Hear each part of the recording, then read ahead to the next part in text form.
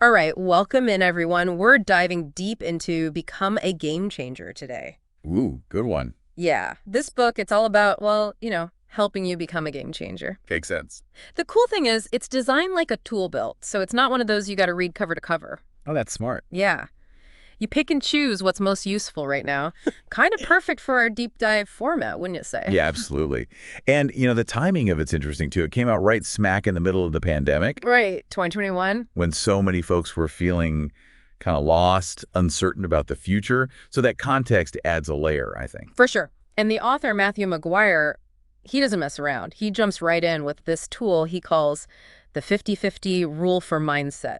Okay, I'm intrigued. So get this, you spend 45 minutes really leaning into those negative thoughts, like full on indulging them. Then you flip the script. Next 45 minutes, you're forcing positivity, dancing, affirmations, calling up a friend, whatever works. Whoa, that's different. Right. Sounds a little strange at first. It does.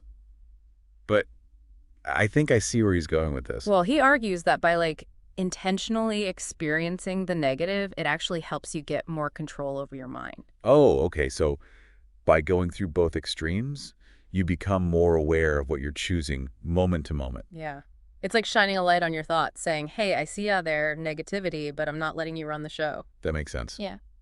Kind of puts you in the driver's seat. It's like that analogy he uses about driving with your knee versus hands at 10 and 2. Oh, yeah, I remember that. The control is always there. You just got to learn how to access it. Good point.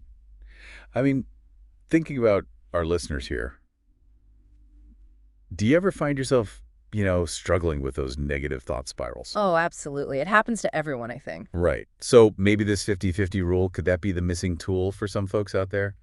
Something to try when negativity's taking over. It's worth a shot, right? I mean, what's the worst that could happen? You have a good dance party. Exactly. You get to choose. And speaking of choosing, McGuire's next tool is all about that. Proactive versus reactive living. Oh, this is a big one. Yeah, it really hit home for me, this whole section. I was fascinated by the part where he talks about working 50 to 70 hours a week for 10 years. Oh, wow. Building his company, even delayed starting a family to really go all in on his goals. That's a huge commitment. Most folks would call that a sacrifice, but he frames it as an investment. It's kind of challenging that hustle culture thing, isn't it? It is. It's not just about the grind, though. What I found interesting is he emphasizes belief, too. Right, like having a vision and going after it with, I don't know, almost like conviction. Yeah, that unwavering belief, even when your brain throws doubt grenades at you. That's what keeps you going, he says. Makes you think, what about our listeners? What area of your life needs more proactivity? Not just doing more, but strategic action towards what you actually want. Big question right there. It is. And it's tied to success, too, which McGuire tackles head on. He's got this section, Secrets to Success, Beyond the Cliches. Oh, yeah. He starts with a lesson from his childhood, playing baseball. Interesting. A sports analogy. He says success isn't the absence of failure, but the moment you learn from it and keep going. Oh, I like that. Yeah, and he tells this story about finally hitting his first home run. After how long? After a whole summer of striking out. Really drives home the point that, setbacks happen. They do. They do. But how we respond, that's what determines success. Now, thinking back, have you ever had one of those moments? A setback, but instead of giving up, you learned, came back stronger. Oh, tons. I think we all have, if we're honest. Right. What I appreciate is McGuire doesn't just say, never give up. He encourages us to analyze our failures like a scientist, figure out what went wrong, what you could tweak next time. So it's turning those failures into data points, essentially. Exactly. He even has this thing he calls the timeline theory, which is basically tracking your progress. Oh, interesting. Like knowing when to hold them, when to fold them. Yep. And he says this applies to projects, investments, even relationships. Have you ever had to make that tough call, abandoning something that just wasn't working? Oh, absolutely. It's tough, but sometimes it's the smartest move. Right. Not all paths lead to Rome or whatever. Exactly. And that leads us to McGuire's next tool, which is so relevant today, side hustle in the age of social media. Ooh, this is a good one. He makes this point about the tension between, the rise of corporate jobs and side hustles, but then social media can distract us from both. Like a double-edged sword. Totally. More opportunities than ever, but also more distractions. And McGuire's argument is that smartphones, they're designed to be addictive, keeping us scrolling, consuming instead of creating. Interesting. So what's your take on that? I mean, do you ever feel like, you're losing time to that social media black hole? Oh, all the time. It's tough. But McGuire suggests, like, becoming more mindful of our screen time. Right, and actively seeking out those resources that can help us build something like Hmm. Fiverr, LinkedIn Profinder, things like that. Makes sense. He asked this question and it really stuck with me. Is your free time truly free? Or are you letting it be mined for someone else's profit? Whoa, that's deep. Makes you Yeah. think about where your energy's going. Right. And this whole idea of intentionality ties in with the next tool, finding your gold mine. Oh, okay. I like the sound of that one already. Mhm. He tells this story about realizing his own company could connect his dad with his favorite band, Oh, that's cool. and like how that experience just opened his eyes to the potential even small ventures have. It's like those hidden connections, right? The ones that are right there, but we just haven't like made them yet. Exactly. Yeah. And speaking of hidden treasures, he makes this connection between finding your gold mine and Bitcoin. Oh, interesting. So not actual gold mining. No, but he compares it in the sense that it takes skill, Yeah. knowledge, that willingness to put in the work. Okay, I'm following. But unlike, physical gold, knowledge is something anyone can mine with the right tools and mindset. So it's more about investing in yourself, Yeah. developing skills, learning. Yeah, he's big on that. I remember this nugget of knowledge he had. Oh, yeah. What was Something about like investing in yourself the way you'd invest in a house. Oh, right. He says, ask yourself, what skill is worth 10,000 hours of my time? That's a good one. Makes you think long term. It's not just about random knowledge, but those strategic investments, building that foundation. Exactly. And speaking of foundations, McGuire's next tool is about turning failure into progress. Always relevant, that one. He goes back to his childhood, tells the story about his dad reading The Little Engine That Could to his class. Oh, that's sweet. Right. Classic story about perseverance. Such a good message for kids and adults, honestly. He uses it to show how important it is to not give up, even when you hit those roadblocks. But he doesn't just say, keep trying. There's more to it. Right. He suggests analyzing your failures, like a scientist. Okay, so like a postmortem. Yeah. Look at the variables, figure out what you could adjust next time. Turning those failures into data. Instead of setbacks, they're learning opportunities. That whole growth mindset thing. Love it.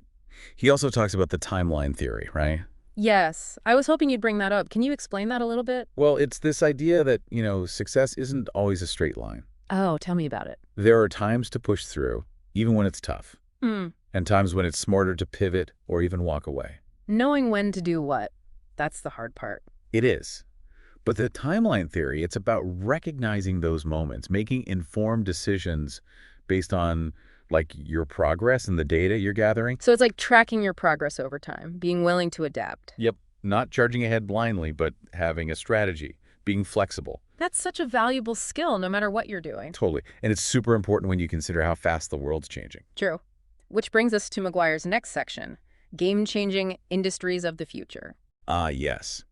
He highlights healthcare, retail, media, finance, all these industries being reshaped by AI and automation.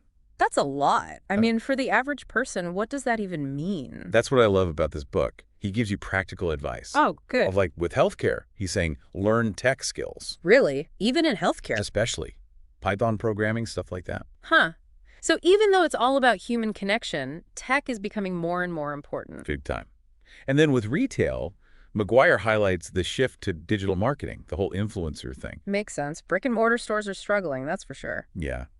But if you can adapt to the online world, leverage those platforms, that's where the advantage is. It's like adapt or die, right? But instead of being scared, see it as an opportunity. Exactly. Embrace those new tools. Yeah. And when it comes to media, McGuire, he's all about being a discerning consumer of information. Okay, so not just believing everything you read online. Right. Be wary of those algorithms. Yeah. Seek out independent voices, diverse perspectives. So it's about being more media literate, understanding how those algorithms work. Yeah, and filtering out the noise. Becoming your own curator of knowledge. I like that. What about finance? Financial literacy is huge, he says. Staying informed about new trends, especially things like cryptocurrency, blockchain technology. That stuff can be intimidating, though. It can be. But McGuire's point is, knowledge is power when it comes to your finances. So instead of feeling overwhelmed, we can empower ourselves through education. Become savvy investors, make informed decisions, take control, I'm all about that. And last but not least, McGuire takes us behind the scenes of his own entrepreneurial journey in the Crescent Vale story. Yeah, he shares the lessons he's learned along the way. I always love hearing those stories, the struggles and the successes. It reminds you that building something from scratch, it's never easy. Oh, for sure. But the rewards can be huge. He talks about the trouble he had getting loans, finding his first clients, putting in those crazy hours. The hustle is real. It is. But he also talks about perseverance, adaptability, always being willing to learn. Like that little engine that could steer it. Totally. He faced those challenges head on, never gave up on his vision. And I bet he's got some great advice for aspiring entrepreneurs. He does. Work ethic, being willing to pivot, finding mentors, all that good stuff. So it's not just the idea, it's having the grit, the support, the whole package. Exactly. So we've covered a lot of ground with Become a Game Changer. We have the 50-50 rule, proactive living, secrets to success, side hustles, finding your gold mine, turning failure into progress, game-changing industries. And his own entrepreneurial journey. What stands out to you as the most important takeaway? For me, I think what really hits home is that being a game changer, it's not just about personal success. It's bigger than that, right? Way bigger. It's about using your skills, your knowledge, even just your influence to actually make the world better. Yeah, he's all about positive impact. He doesn't sugarcoat the challenges either. Yeah. But there's this sense of hope, of possibility that I really appreciate. He's like the world's a mess, B-U-T. Exactly. But we can do something about it.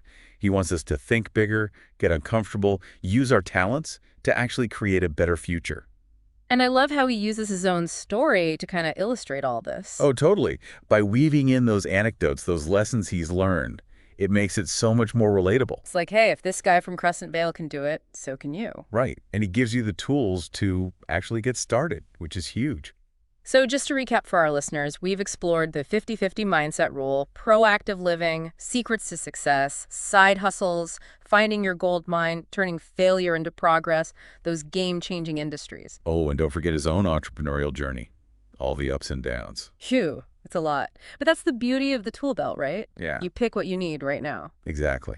And as we wrap up, I think it's worth circling back to that question McGuire asks near the end. You mean the one about independent ventures versus like the traditional 9-to-5? That's the one. He makes us think, how can we be game changers, not just in our careers, but in shaping the whole world? It really makes you pause, Think about your place in the grand scheme of things. And while he doesn't say this outright, I think it leads to an even bigger question. What kind of legacy do we want to leave behind? Ooh, that's a good one. It is.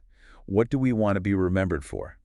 What impact do we want to have? Deep stuff, but important. Absolutely. So, as you're out there becoming a game changer, remember, embrace those challenges, learn from the stumbles, and never stop believing in yourself. I love that. Don't be afraid to use your voice, your actions to make that positive difference. Couldn't have said it better myself. Well, on that note, thanks for joining us on this deep dive into Become a Game Changer. We hope you're walking away with some great insights, feeling inspired to create the life and the world you want to see. Thanks for having me. It's been a blast. Until next time, everyone, keep changing the game.